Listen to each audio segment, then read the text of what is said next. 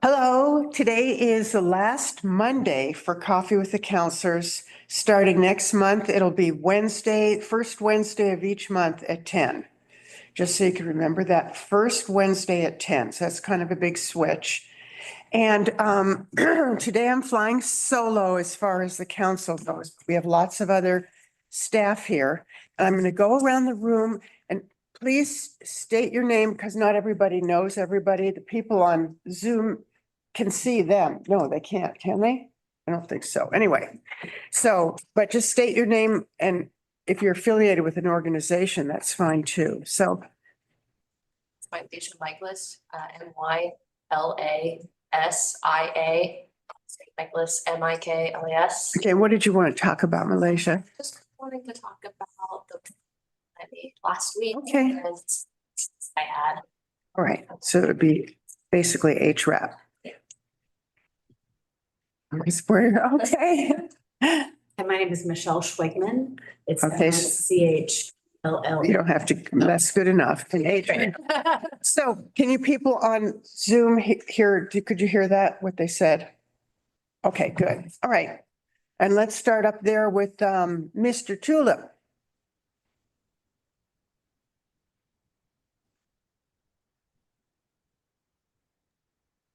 Okay, can you hear me now? Yeah, Okay, now I'm just kind of in the receive mode today. okay. Fair enough. And Betsy? Oh, can't hear you. You're muted, Betsy. Yeah, I can't tell if I'm in YouTube or on Zoom anymore. It's too complicated for me. Good morning. Can you hear me, Lisa? Yes, you're on Zoom. Thank you. I need all the technical help I can get. That's about as far as mine goes. Thank you, though. Do you want to talk about anything in particular, Betsy? No, not at the moment. Thank you. But something might come up, right? Yes, it always does. And Jenny? I don't actually have any topics listed on my little notepad like I usually do either. Wow, is that because everything's perfect now? Exactly. Even Lisa, even if I'm not looking at you, I am listening. Okay. I know you got those crafts projects going. Okay. Nancy Kroll. Nancy Kroll? You're muted, Nancy. You're muted, Nancy Kroll. I think she still is. Yep. We may have to come back to her. It will come back, Nancy. She's on a phone, I think, so it's hard sometimes to make that work. Nancy McCarthy? Hello, hello. Happy Wow. Coffee with the Councilors, Miss Yeah. Single City Councilor. Yeah. Well, I miss you a lot. Oh, well, I miss you guys too, sort of, except that I see you all the time now. Yeah. I just wanted to mention that the city bulletin is going to be coming out monthly, and we are shooting for the first edition of the city bulletin to come out on March 7th. So I think I am listed on the staff. I'm a part-time city employee now. Gosh, I don't know about that. But anyway, and if I'm listed on the staff, if you have any burning issues that you would like me to think about writing, I can't guarantee that I can write about them. But if you're interested in anything that you want to see in the bulletin, please contact me through the city. Well, I have a question, Nancy. What Sure. are the parameters of what you can write and what you can't write? What I'm looking at right now is, I don't know that we've actually set parameters. I am not going to be, root for the city. It's more of a very objective kind of situation like I did when I was a reporter. But what I'm doing is I'm literally going to the meetings through Zoom and taking the issues that come out of those and writing about those. And then also smaller things like, committee appointments and, the things that are coming up, like the Coffee with the Councilors is going to be every first Wednesday now. And so those little changes, but some of the major issues, I think this next bulletin will have the cows alarm that has been purchased. It will talk about the Cannon Beach Elementary School special meeting that occurred last week, which is a real interesting one to try to write. And the guaranteed maximum price for the city hall and police station. So I'm trying to keep people abreast of what's going on and still try to make it current. So there's no editorializing at all. No, that's not my job. No. Okay. Okay, good. That makes it clear. Thanks. Look forward to it. Okay. Anita. Good morning. I am just here to support, listen, and if I need to say something, I will, but just to listen. Are you supporting me, Anita? No. Well, just kidding. sure I am, Lisa. Okay. And Dale. Well, good morning. It's just a tiny bit wet to be out gardening, so I'm working on my computer and thought I would just dial in and see what people were talking about. But other than that, I'm quite happy. Well, good. All right. Is there anyone, somebody in the audience who just came in, could you say your name so that they can hear it and see who you are? And tell me if you want to talk or not. Yes, I do want to talk. Brenda Holmes Stanchu. And Brenda, do you want to talk about what? Just general, not now, but. Questions to do with Haystack Rock. Okay, HRAP. Okay. So. You have two at the bottom there's a phone number and one of them is Jan too, by the way. Oh, Jan? Yep. Hi, Jan. Hi. Nice to I hear just your had voice. Yeah, thank you. Glad to hear you. I just wanted to ask two updates. One is on the wall on 5th Street, and then the second one is any more news on the 1st Street Bridge refurbishing project. Okay, good. Okay, and we have, let's see, we have. One phone number, which I don't know who that is. Yes, it's Anna Calentini. Okay, there you go. What was the first name? Anna. Okay, Anna. Yes. Okay. And yes, I would like to either know more. I do have some comments about the cow alarm. Okay. And I wanted to speak about the tourist season upcoming and reference to the town meetings that were held last spring at the Chamber of Commerce. And if anything is being done about anything, the parking and such. Okay, great. Well, so I'm going to go through the audience first that's sitting here, and then I'll go through in the order that you appear on the screen, which is how I called your name. We have Karen Labonte from Public Works online today, even though she's right back there in her office, but she's really sick and we don't want her in here. She's even sounds worse than me. So, and I'm feeling okay now, finally. But all right, let's start with Malaysia. So yeah, obviously I came to the city council meeting back on the 11th and provided a public comment, just sharing the concerns that I had for the lease program regarding to the previous one on the 4th. I wonder if she could take herself off speaker. She's echoing. She's actually in the room. Oh, I see. Okay. All right.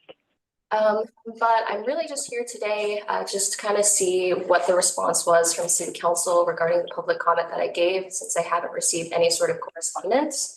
And additionally, also to providing a public comment, I did send an email detailing a situation that I encountered on the 8th of February when I was down at the tide pools. When I arrived, I saw about 50 people trampling through the rain garden and about 10 people trespassing within the wildlife refuge. That prompted me to contact the police to let them know about the trespassing. And I made sure to share my concerns with City Council, Bruce, Kelly, Lisa Habecker, and Prince of Haystack Rock regarding the situation. It took me reaching out twice via that email chain and then submitting that email via a public, the contact us forum on 3 separate forums on the website to finally receive a response. And when I did, Bruce let me know that the situation has been resolved.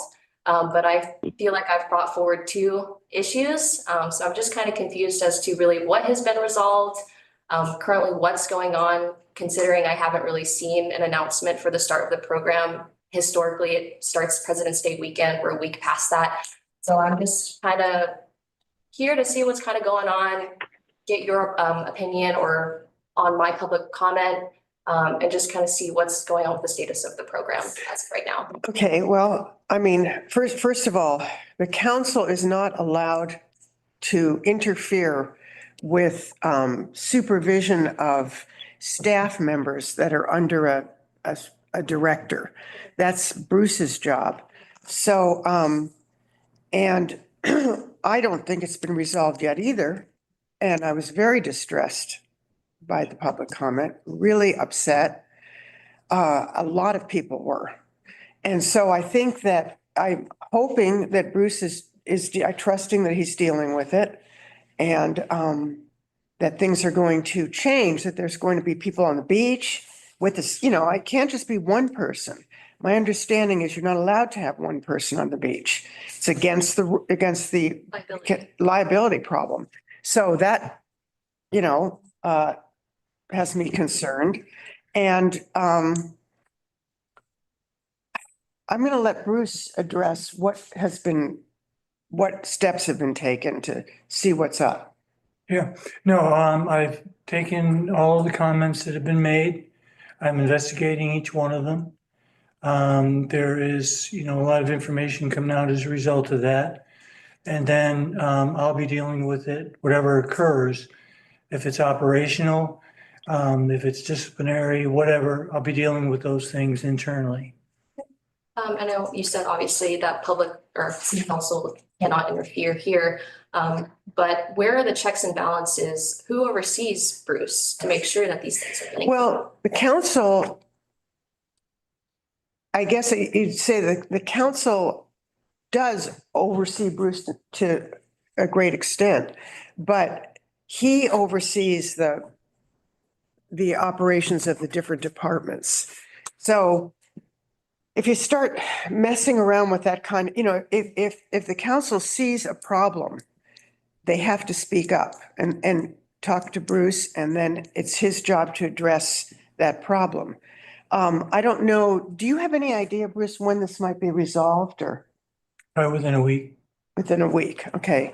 I know it is. Was stated 2 weeks ago as well at the meeting. Yeah, I think it's a little more complicated than Bruce thought. And he has to do an investigation. And if there's anything that happens out of that investigation, it has to be grounded in facts. Otherwise, there could be huge problems for the program and the city. So who is, I guess, obviously Bruce is conducting that investigation, but does there need to be a third party unbiased person involved when doing something like that? Or is it all just handled by him? I suppose if the results of the investigation don't appear to be coalescing with what's being observed, then I guess at that time, the council could ask to have a third party or could ask Bruce to meet with a third party. But at this point, he hasn't even finished conducting the investigation. Now, I will say, I don't know what's happening on the beach right now. I'm glad the weather has sucked, because if it didn't, there would be a lot of people on the beach, and one person yesterday, that's not enough to cover. At least I had a friend who went down yesterday and there was one person there working. So that's not enough. Isn't that against city policy? It is. And so I don't know, I don't know what's going on, to tell you the truth. At this point, I'm waiting for Bruce to come to give his report. I'm sure he will. I'm trusting that he'll do it. No. And then I also just kind of want to share, it's come to my attention that up at the Seattle Aquarium, they've had a beach naturalist program similar to HRAP for the past 25 years. They recently had a budgetary shortfall. And so through that, they fired the 2 permanent beach naturalists that are in charge of that program. So I'm seeing a lot of parallels here to HRAP as well as the Seattle Aquarium. So I'm just kind of wondering, what protections are there for HRAP to keep this program safe from being cut potentially? Well, the biggest protection is the support of city council. And I know for a fact that the majority of the city council is very much in favor of the program. So I would not be worried about it being cut, at least while this council is sitting. I don't know about the entire council, but I do know about the majority. So I'm not worried about that at this point.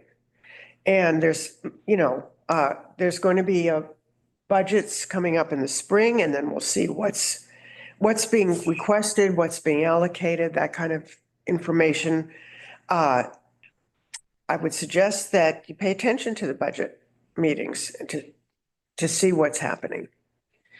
But I really appreciate I know how difficult it is to come forward like that, and I appreciate you're doing it. I think it's brave, and I think you obviously love the program very much, and that's why you did it. That's definitely why I'm here today. I mean, we're seeing what's going on in the federal government right now with the cuts of the National Park Service, Oh, don't even. wildlife, all of that stuff. But I say that only I mean, obviously Haystack Rock is a U.S. Fish and Wildlife Refuge. Right. So if the city doesn't think that they're going to feel the repercussions of these federal cuts, I think you guys are sorely mistaken. And I'm happy to hear that you guys are supportive. We fund this program totally through the city. Yeah. So I'm just right now, I know free public programming is incredibly important. It provides education to all, builds community, and spreads that message of stewardship. So I just want to make sure that I'm doing what I can to protect what I love. And thank you, because I didn't sleep well last night because I haven't slept well in a long time. That's all my questions. Okay, thank you. And come back again. I mean, don't, we're gonna, if you drop things, that's not good. You just present a problem and drop it. We got to stay on it. Yeah, I'll do that. Michelle. Thank you. I mean, my primary question is similar to Mylacia's, that I made a comment as well. Mine was submitted written, and I did receive word that it was received by Jen, the city recorder, but I've heard nothing from anyone else regarding it. And in the meeting, the very last moment of the meeting that Mylacia and Brenda spoke, one of the council members said, we need to let these people know what's going on by the end of the week or something like that. It was heard, and that was over 2 weeks ago. And I've emailed the city council, I've emailed you, Bruce, and I have not heard anything from anybody. And as a person who loves this program too, and it isn't fun to come in and stir the pot like this. It's because this is a place that we love and we want to be.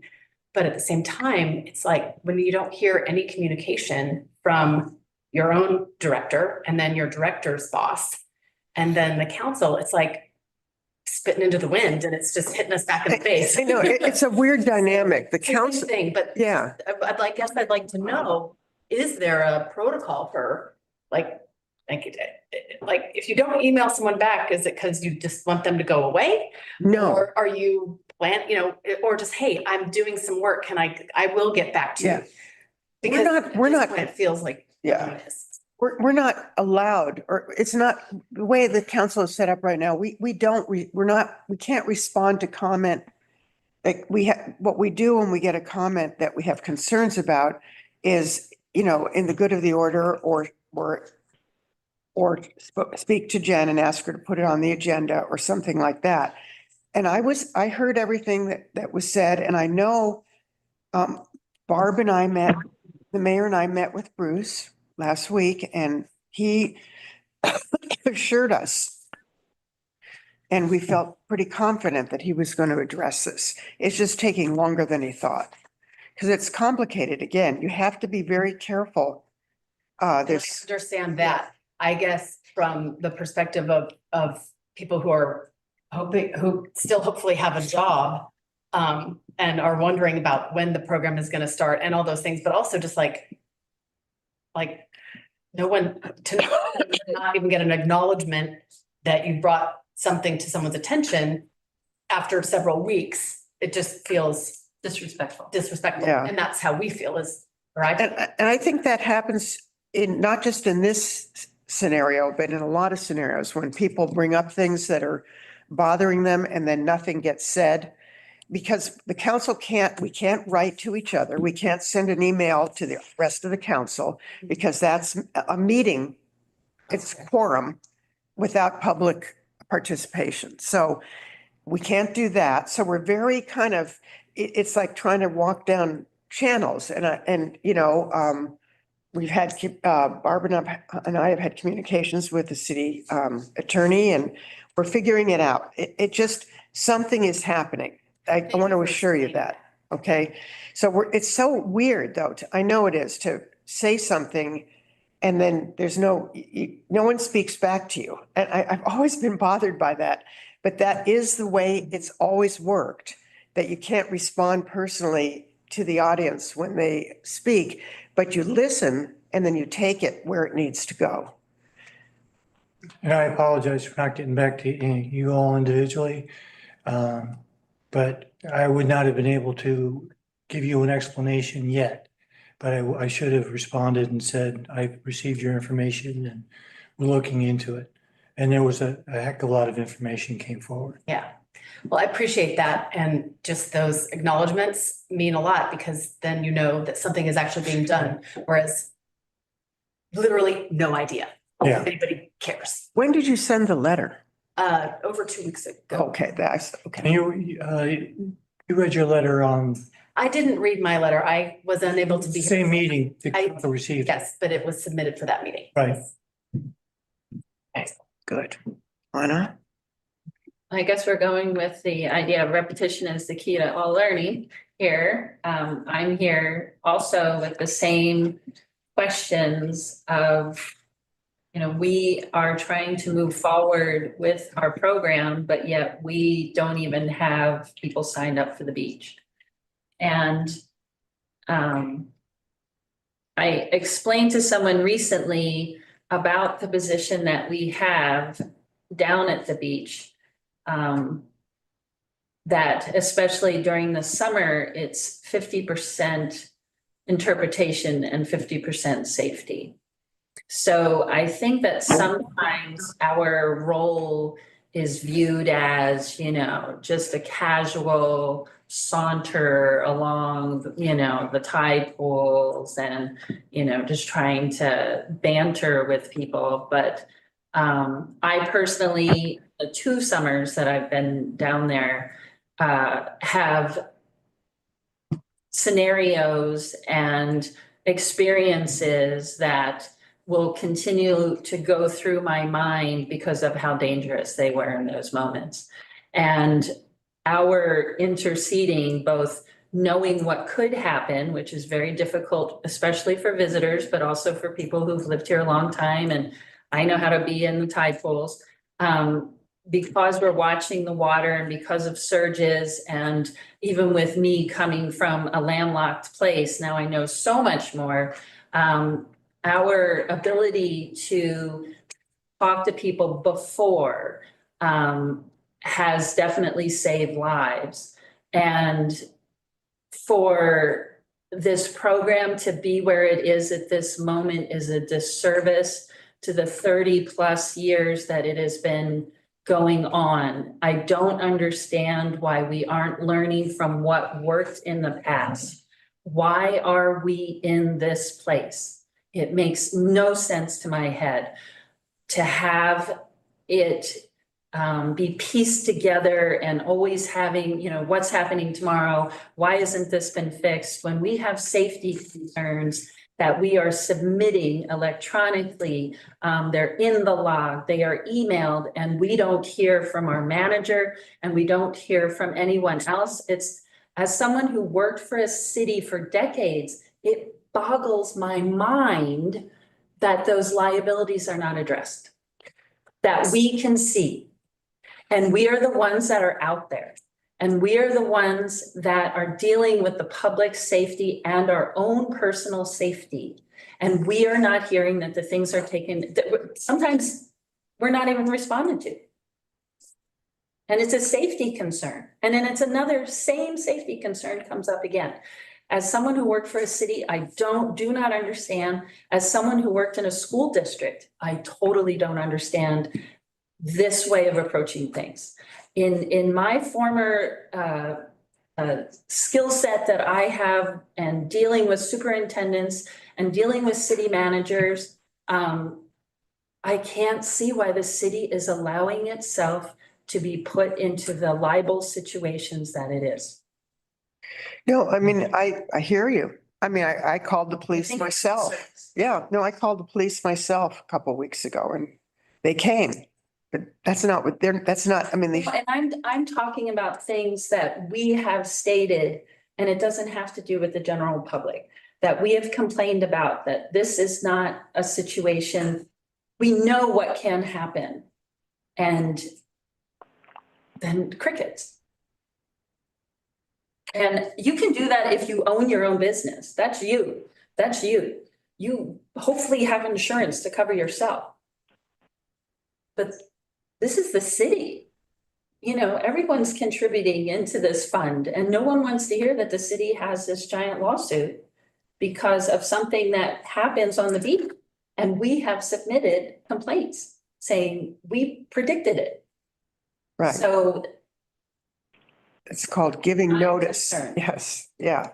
Yeah. And we're here because we value this program so much, and we're not here to embarrass the city. We're here to make it better. And we have the ideas on how to make it better. And obviously it's worked in the past. So why are we trying to piece it together like a jigsaw puzzle? Why don't we just learn from what has worked? And it has worked for years. I mean, I was on staff with three different, there's scenarios that worked pre-COVID. It hurts my head. It doesn't make sense. well, I hope you will keep on speaking out. And, you know, I'm hoping that there'll be some improvements soon. I mean, do you anticipate that, Bruce? There will be. Okay, and that the program will go back to being functional? Yes, of course. Okay, all right. Just And know the thank you for season this. has begun. Thank you for the stuff that you all brought up. Yeah, and, right, it's supposed to start. We don't know when though. Okay. Okay, Mr. Tulip, you don't have anything. Does anybody, let's see, I have a question. Yeah. Obviously, it's a very passionate discussion going on there in the building, but I have to profess my ignorance. I'm not sure what the program is and what exactly the root of the complaint is. So I would just like to understand what exactly discussion has been raised. What is the problem? What is the program? Just for my own education. I don't have an opinion one way or another. The program's called Haystack Rock Awareness Program. Okay. And it is designed to educate people about the tide pools down by the rock, which is protected federally, maybe not anymore, but it was, and state and city. So it has 3 different jurisdictions that protect it. The city funds the Haystack Rock Awareness Program, has for years. It's great for the city because it draws people. I mean, it's gotten so many compliments from visitors because they get some idea of what's going on down there, you know, biologically, as well as protecting people from climbing back into areas where they can't be with any kind of safety on slippery, sharp rocks, and also to protect the wildlife down there. There's tons of nesting birds in the summer. If they weren't protected, if these people weren't there during low tide, those birds would leave their nests and their young would die. This has happened several times already with one of our favorite birds. So it's a program funded by the city, and it has always functioned really beautifully. And just recently, well, I think for quite a while, actually a couple of years now, there's been serious problems, but they've just come to a head. And what brought them to a head was a budget shortfall. And I have no idea what the explanation for it is. But anyway, so that is the background of it. It's a great program. If you ever go down to the Rock during low tide in the summer, you'll see them. They wear these red coats and they're knowledgeable and friendly. And that's one of the reasons I did stop doing it, because I stopped being friendly. So I figured it's time for me to not be down there anymore. Yeah, well, no, I've seen the people in the red coats, and I've seen that. And I grew up on the beach, and I grew up around water, and there was some, whether it's lack of education or just plain stupid, I see people doing all kinds of crazy things. And the last time I was in that area, low tide, they were climbing all over the place. So, right. Whatever that program, I certainly would agree with four ladies that are talking that something definitely needs to be reinforced and made a priority, because I've seen stuff on that beach since I've been walking here that just amazes me that people would do stuff like that, whether it's just ignorance or not caring or beach brain or whatever you want to call it. So yeah, I totally agree with you. That to do the top of Bruce's to-do list. Yeah, no, I totally agree with you. I think it is. It is. I think it is. Okay. A lot of people don't realize that they're trespassing in a national wildlife refuge and that they can face fines of $1,000 for going in there. But there's a huge sign. I mean, it couldn't be bigger. I mean, it's as big as this table, you know, and Climb the other day. right, and they climb the sign, you know, so I don't think it's a matter of ignorance. Maybe ignorance of the danger they're putting themselves in, but, you know, because everyone thinks they're such a great climber. I know just recently we at the PD have issued a number of citations just for going up past those signs. Oh, good. Well, I know, but I don't think you have time to be down there throughout all the low tides in the high season. So I really appreciate you doing that, though. I do. But it's supposed to be taken care of, so for good reason. Betsy, do you have anything to say? Yes, I just want to thank the women who came and spoke who are in the audience today. Their passion and commitment to the natural world is fantastic, and thank you for being such wonderful stewards of the land. Thanks, Betsy. Ginny? Somebody had brought up the town meetings earlier, and I just wanted to check before we have that discussion. Were they actual town meetings, or were those the things organized by Watt Childress when it comes to that part of the discussion? Okay. The other thing I had, Betsy used to always ask about that one-way arrow by the driftwood, and I checked in with her a while back, and she said she thought it was a privately owned road between the driftwood and the post office, and they don't want to put an arrow there, which I guess that's their business. But I definitely have seen people going out the wrong way, which affects post office traffic and people trying to pull in there, since it is a narrow road. So I guess if there was any clarification on whether that is a privately owned road that runs between Hemlock and Spruce there, that would be interesting. Does anybody know that on staff? Karen has her hand. Karen?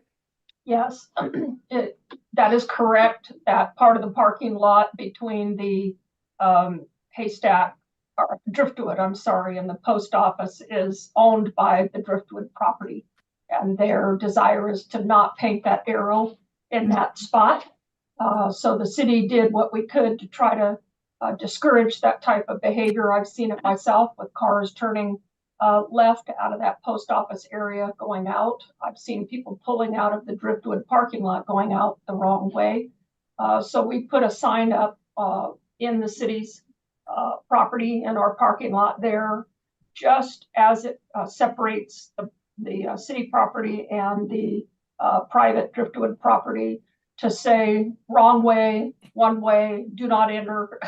You name it, it's posted up there, and people don't pay attention to it, Right. like most signs in town. But we've given it our valiant try. My staff did talk to the management at the Driftwood, and their desire is to not paint the arrow, so there's not much we can do about that. That's mighty neighborly. Anyway, Nancy Kroll, can you hear us? I see you there, and I don't know if you have something you want to ask about, but we can't hear you and haven't been able to. Is she muted? Can you hear me now? Ah, yes. Okay. I'm on the treadmill at the gym and I'm having electronics issues, but I'm here, I'm listening, and I'm learning, and I'm concerned. That's all. You're concerned about what, Nancy? All of the things that were mentioned. Okay. Yeah, and I mostly wanted an update because it's been a while since I've had time to do the coffee with the counselors. Okay. It's nice to see you or hear you. Thanks. Okay. Anita, do you have anything you'd like to? Anita? Hi. Hi. I don't know that I have anything to add, but I certainly will say that I appreciate all that the city council and staff are having to deal with regarding Cannon Beach and the programs and building projects. And I plan to stay diligent in being a part of and staying informed. And good luck. Well, that sounds kind of ominous. Not meant to be ominous, Lisa. I want to be supportive. Okay. Of Cannon Beach. Yeah. And Dale? I don't think Dale had anything he wanted to listen. Yep, I'm happy with everything and just sitting here enjoying the sound of the rain and listening to the conversation. That's all. Okay, Dale. Lucky you. Let's have sorry. Jan. Yes, I wanted to just ask for updates. I hear Daniel is there. If he has any update on the wall, and then also if there's any further updates with the First Street Bridge. Okay, Daniel? I'll let Bruce. I can do the wall. It's my understanding that the municipal judge, who is independent from city management, has granted what's called a set over. I'm assuming that it's a delay. I have no involvement in those decisions and I'm not familiar with the reasons. We were just told that the judge had said that it'll go till the next month. It was supposed to be in February. What? They called it a set over. Are you familiar with that term? No, I'm not. It's a a settlement or a continuance. Okay, no, it was a set over. A set over? A set over, which. Oh, that's a continuance, yeah. Yeah. Okay, so till when? March? I believe it's March. Okay, this is like, I don't know how many they've done of these, probably about 6 of them. One after another. My question is, and then I don't understand this.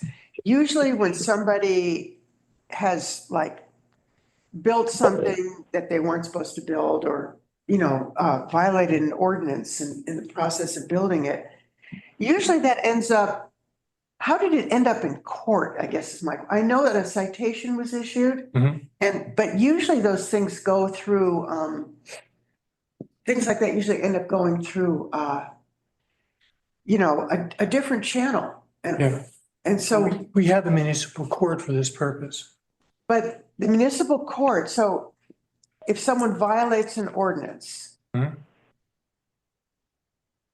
any ordinance, even a building code ordinance, they go to municipal court? Because this is a building code issue.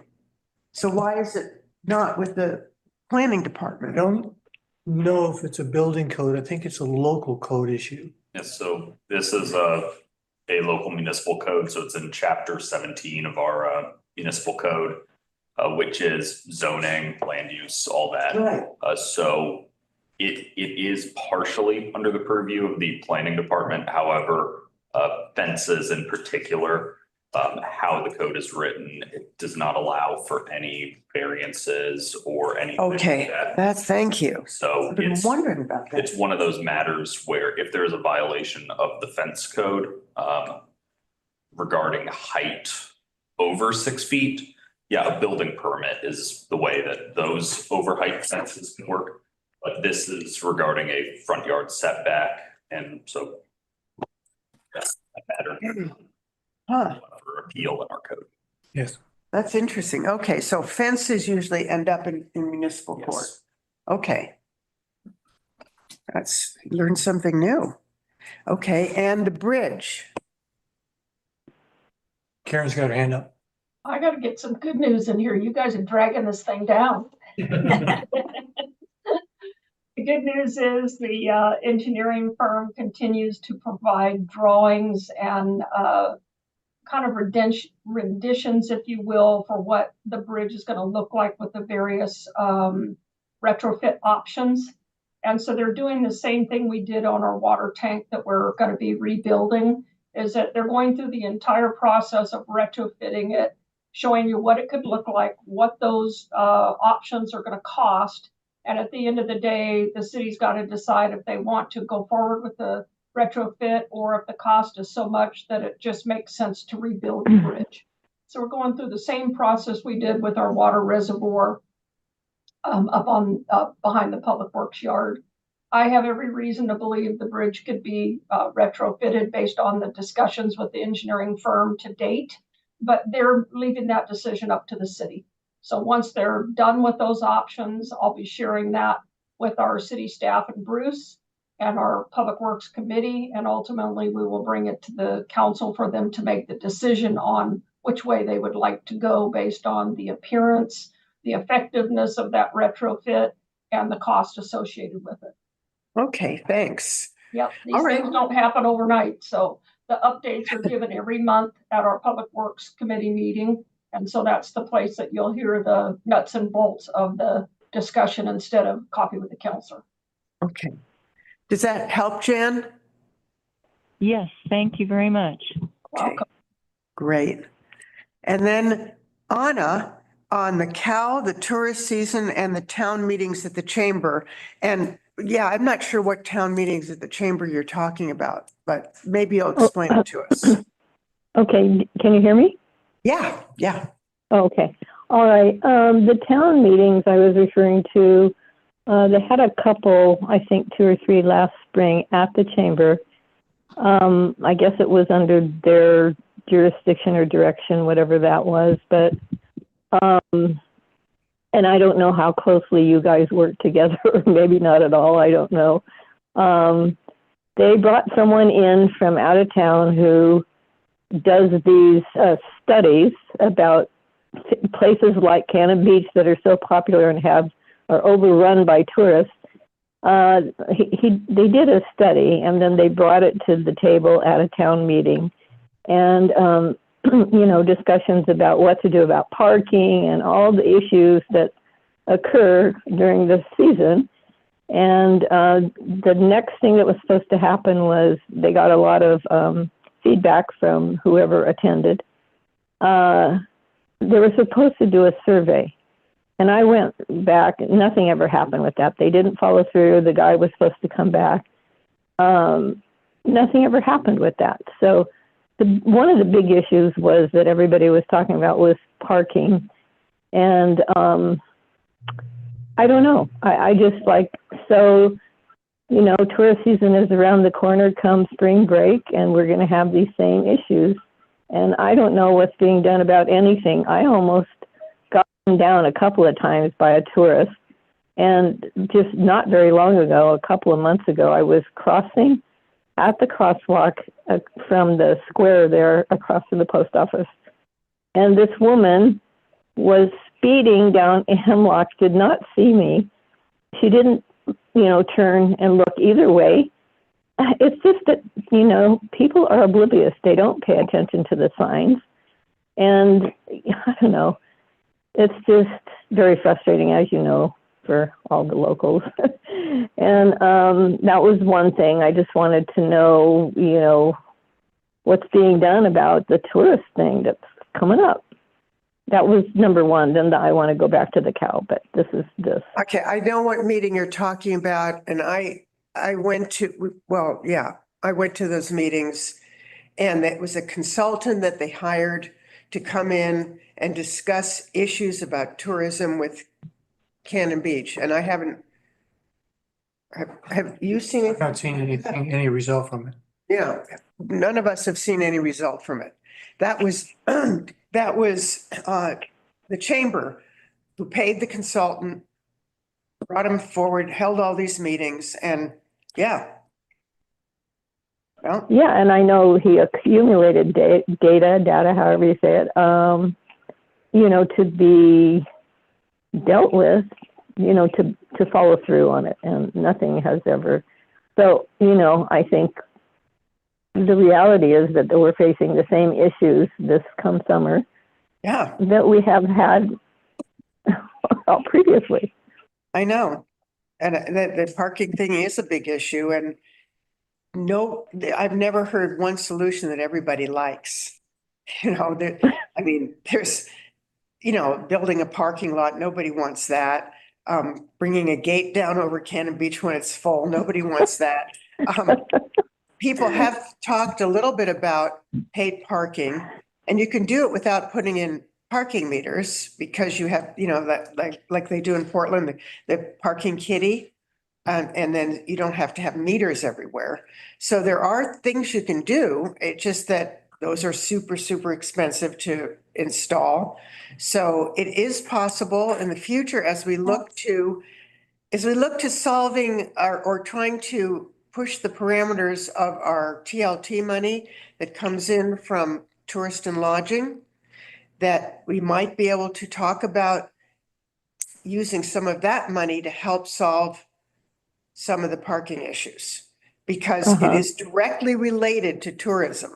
So, but that'll be a big discussion. There's going to be people who don't want to do it, people who do, because there's a risk that you might incite incite a lawsuit of some sort. But yeah, you can't live that way. You're always worried about. Yeah, it seems like they could enforce a 2-hour limit or something, especially on Hemlock. And one guy mentioned that, people come to town and park their car on Hemlock all day long, go to the beach, bring a lunch, and they never really support the merchants. So it seems like there could be a 2-hour limit or tickets, I've gone to the post office numerous times where the 2 10-minute parking spaces there that are, Yeah. And I feel you. Yeah. No, I agree. I think one solution, I suppose, would be to ask, we have those nice people on the bicycles in the summer. That's what I was thinking. Maybe there could be a directive to issue more citations if people are, rather than warnings, just ticket them all. That's an idea. If people know there's a 2-hour limit, or if there's like the signs there, 10 minutes. I left a note on someone's windshield because there was nowhere to park to go to the post office. And I just said, these are meant for, people using the post office. So anyway, it's frustrating.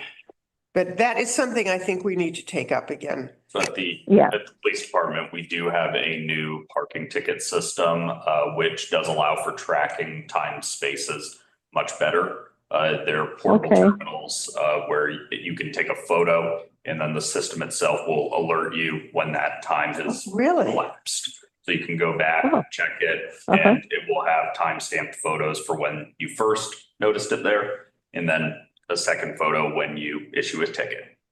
And so that system is going to be in the hands of the on-duty officer as well as the bike aides. Oh, great. And we anticipate that will make it much quicker to issue tickets and much easier to track those time spaces. Well, the bike aids are so nice, and maybe I'd love it if they were a little less nice. Well, I mean, Right.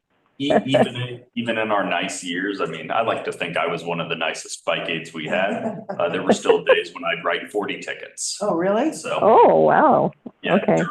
during the summers, I mean, they still end up writing close to or over 1,000 tickets in a year. And so we're doing decent numbers on that, definitely staying on top of the enforcement. Okay, that's good Oh, news. that's good to know. Yeah. Yes, it Okay. is. Yeah. Cow and Yeah, Cal. Oh, go ahead. Hand up too. Who? Karen, Nancy. Oh, Karen, No, Nancy. Nancy. sorry. They changed places. Oh, no, this Coming is still back to you, Anna. Anna. We're come back to you, Anna. I just wanted to make sure Nancy didn't have a question for you. Oh, okay. Nancy? Yeah, okay. We did have a report from the chamber on the results of that survey that was discussed after those meetings. We had I think it was probably in October, November, Yeah, September. we did, but didn't say anything. It didn't have any. I mean, No, it was just. but he did show up and the chamber did give a report. So it wasn't like we didn't hear anything. It's just that they did give a report. And I think she could probably, if she's really interested in what it did or did not say, go to the chamber and ask for a copy of that report. Yeah, I remember the Weren't report.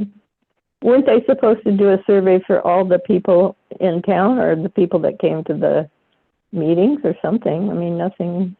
What survey? Did they do a survey after the consultant was here? I think it was a combination of, I'm not sure. You'd have to go to the chamber and ask for the report. Yeah. Okay. Right. All right. Thank you. He came in and he reiterated, or he spewed out all the information he'd gathered so people could hear. But it was all what we already know, that there's a parking issue, that there's an over-tourist. I mean, Right. I don't want Okay. And then you had something about the cow? Yeah, well, it sounds like something's happening with it. I haven't heard, but I have a very grave concern. I lived here 30 years ago, and I remember the cow system, and it was very effective, and I don't know what happened to it. I moved back here a year ago, and it hasn't been operating. The thing about it was, if I can just go back to a little history, I can't remember if it was 91 or 92, there was an earthquake in Salem, but it was quite prominent here as well. And so the guy on the system said, this is not a test, please evacuate immediately, which we did. In those days, there wasn't much information about what to do. I lived down on the beach side in the President Streets, and all I know is that I saw my neighbor getting in her car with her kid and her dog. So I was getting in my car with my kid and my cat, and I followed her, and we were able to get out of here because in those days we were told that if there's an earthquake and when they make the announcement, they don't know where it is, whether it's in Alaska or in the ocean, in which case you have 15 minutes to go to higher ground. But we did get out of here and we drove all the way out 26, quite far. But I know that that's not what you're supposed to do now. You're not supposed to get in your car. And I don't know. I don't know if it's in those days, I liked the monthly announcement because it kept an awareness of that this could happen here. And the other concern is that in the summer, if this happened in the summer, with all the tourists here, it would be pandemonium. People don't know what to do. I don't even know. I've seen the map. I know that they have, it indicates what neighborhoods go where. I don't know how aware people are and how capable people are of getting out on foot to go to their destination.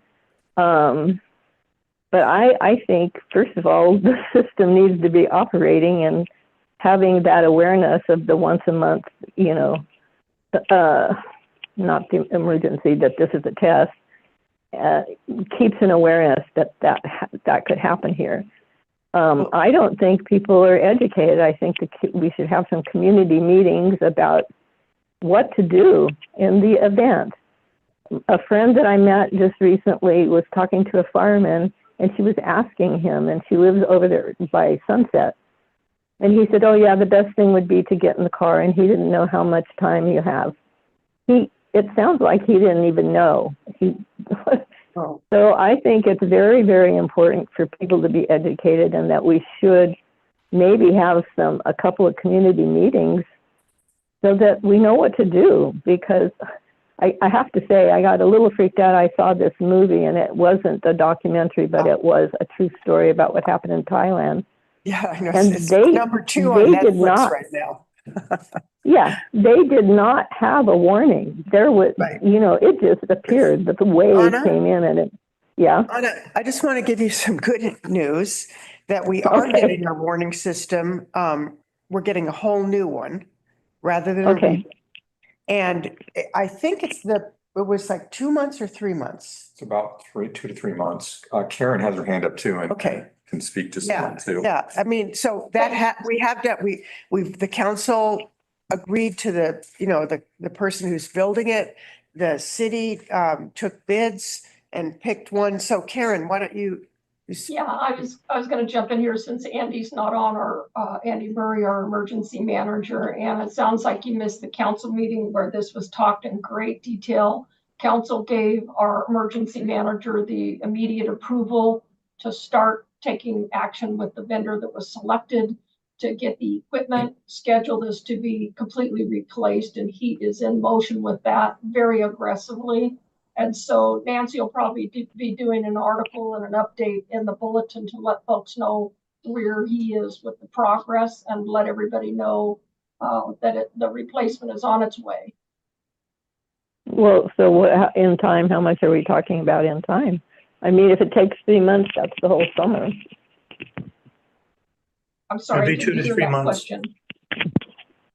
She's concerned about how much time it will take. She said if it takes 3 months, that'll be the whole summer. That's I mean, Andy can only go as fast as what the contractor can provide successfully. He doesn't want to overcommit to something, give false promises. He's working very aggressively with the contractor, and he'll give us an update as soon as he has a firm commitment from when all the material can get here and when they can start rolling. But they know the sense of urgency, and they've made some pretty aggressive commitments to Andy, and I think this will happen very swiftly. So I would just ask that everybody just be patient, knowing that he took off running. The minute the council gave the approval, Andy didn't wait a second. He got a hold of the contractor that evening and let them know that he was ready to roll. He got the okay. So please know that this is his number one priority for the city and the community. And like I say, I think Nancy will be able to do an article and give an update, and I'm sure Bruce will be talking about it in the upcoming council meetings to keep everybody apprised. But this is Andy's number one focus right now. Yeah. Okay, so Anna, there's a CERT group, Community Emergency Response Team, that works, that has regular meetings. I hear about them through other CERT members who send it out to CERT members. But Nancy, maybe, do you think that anytime you could ask Mary Beth to let you know when there's a CERT meeting? Because anybody can come to them. And we've actually, had back when Sam Stidel was alive and working hard on CERT, he gave a whole presentation to a packed house here on how to make a go bag, what you need to have in a go bag, in case you have to evacuate. There's been actual walks every Wednesday when the weather gets better, on Wednesday evenings when it's still light, when daylight savings time kicks in. And on those walks, you walk an evacuation route. You Right. practice walking where to go. So you practice from, from the wayside or from downtown. I've gone on several of those, so you have it sort of in your brain, what you need to do, where you need to go, and where the evacuation routes are. And so I think that this will continue. And I think that maybe more public notice about when they are would be great, so that everybody knows. And if someone wants to join up on a Wednesday evening, they can, because practicing that kind of stuff really helps. Yes, and I agree with all those, and a go bag, yes, but I don't think people have an awareness or are educated enough to really, I've seen the flyers with all this, in place of not having the cow right now, that people can, but how many people are gonna stop and write those down and look those up?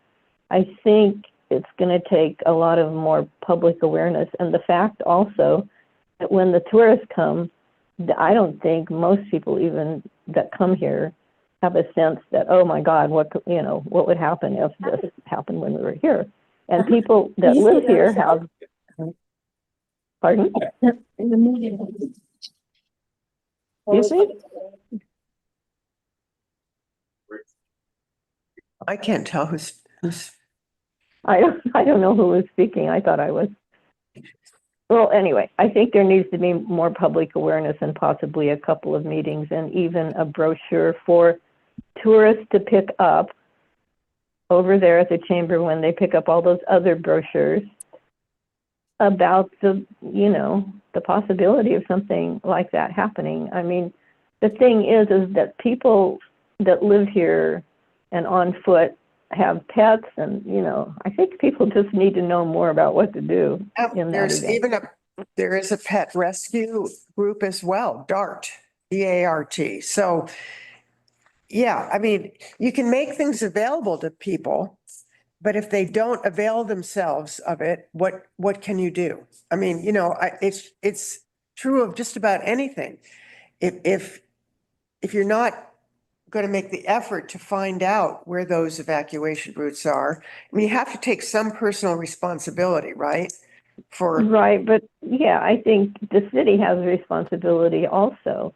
Like, for instance, if someone that works at the fire department doesn't know what to do, that's kind of serious. That really surprises me to hear that.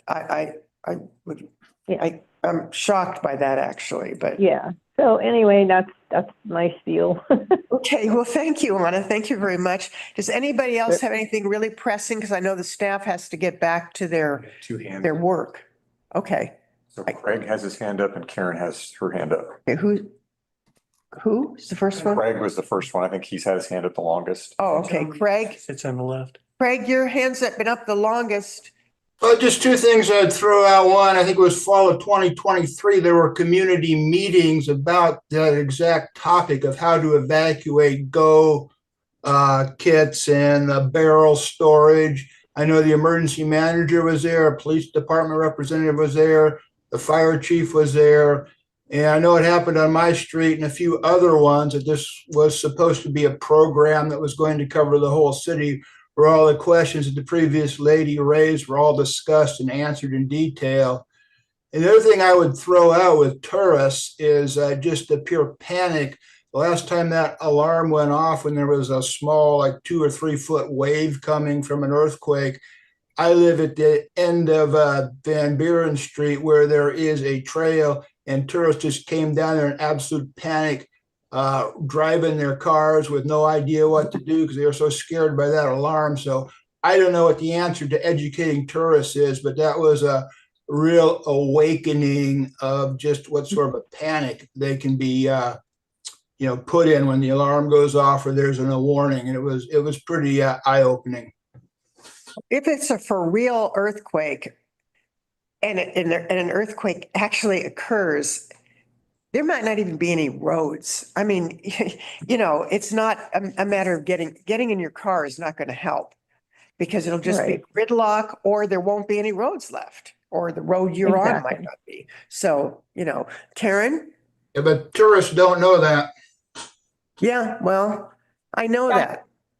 I just wanted to add, while everybody's on here, is everybody that's on this Coffee with the Counselor has the capability via the tablet or phone that you're on to get signed up for Clatsic Alerts or Nixle. In the interim of us getting a new COWS system, those are two ways you can get an immediate alert if something's happening.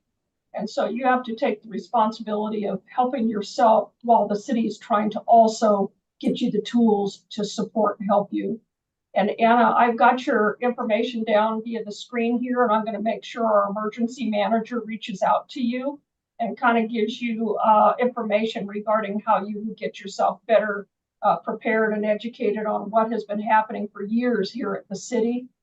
There's been massive amount of training and exercises and written materials, all kinds of things that have been put out to the local community, and somehow we've got to get you in that fold. So I'll take the responsibility of that, and I'll make sure that he reaches out to you. Thank you so And much, what Karen. was That's great. Clatsic Alert, and what was the other thing? Nixle, and I'll get you information on both of those. Yeah, and the Nixle? warnings they are kind of loud. They wake you up they're loud enough to wake you, at least me. I don't have a hearing problem, Right. but Right. Hey, I'm deaf and I can hear them, so she'll be in good shape. Okay. Thank you. Okay, is there anything else? Because I think that the staff needs to go back to their jobs, the rest of their job. Okay, well, thank you very much, everybody. We are going to meet in March, first Wednesday, and Gary Hayes will be here with me.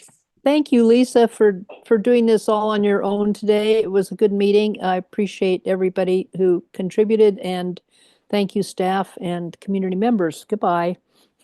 Bye.